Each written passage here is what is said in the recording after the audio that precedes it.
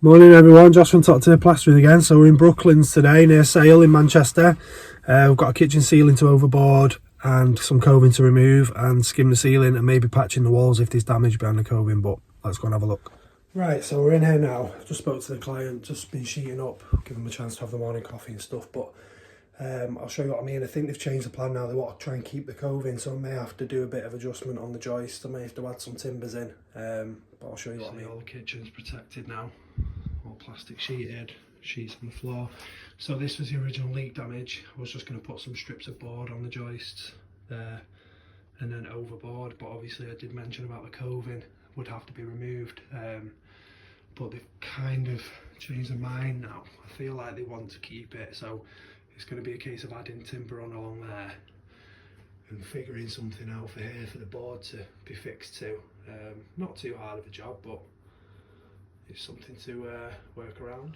So obviously doing this, I'll have to cut the ceiling out, which normally I wouldn't, but obviously as you can see this is more modern. This is like some kind of paper on plasterboard. It's not the old school Artex, it's more wood chip. So yeah, we'll see how we go. Right, so we took the ceiling down now, managed to work around the obstacle of not having a joist, so I'll show you what I've done. This side, as you can see, I managed to get some batten along there. I managed to use some grab adhesive, wedge it in along there. So that was at least half an hour ago, so that's had plenty of time to go off. Obviously I've got the joist there, which is quite close, so that should be sufficient to get a fix in all the way along there. And on this side, I managed to put a little bit on there, wedge it in and screw it to that joist. And this one along here has had a bit of grab adhesive and it's been fixed to the joist that was just behind the coving because it was just short.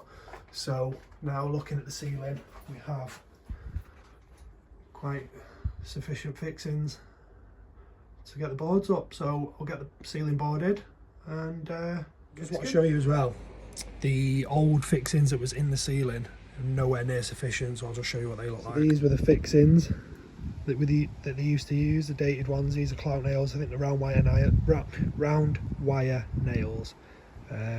Nowhere near as good as using screws. Obviously the thread on that is minimal, but obviously before we had cordless drills and screw guns, this is what they used.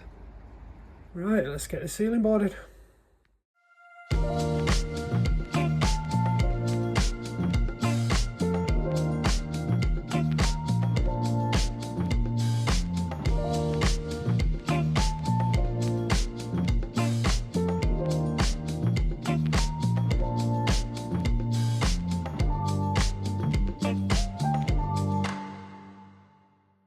So obviously the boards are all on there now, staggered joints. It's always good practice.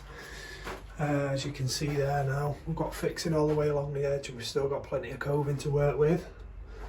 We'll just use these pieces up towards the end just to save cutting up full boards. So yeah, we've got a nice bit there, it's all secure.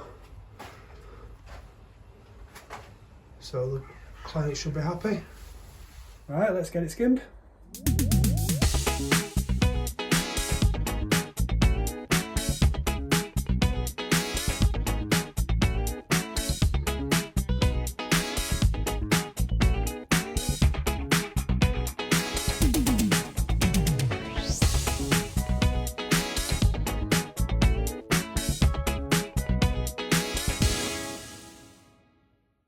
Right, so we're all done now. I'll show you what it looks like.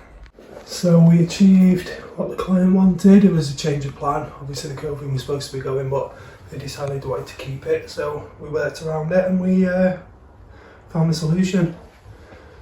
So yeah, ceiling nice and flat, smooth. The light has been removed because they're going to replace that with a newer type. But yeah, another job well done. So yeah, I always try and come to the best conclusion. If we can do it, we'll do it. Sometimes it's unavoidable, you've got to start pulling stuff down, but yeah, another good day. I'm happy, client's happy, so yeah, if you need a plastering specialist in Cheshire or Manchester, give Top Tier Plastering a try. Thank you.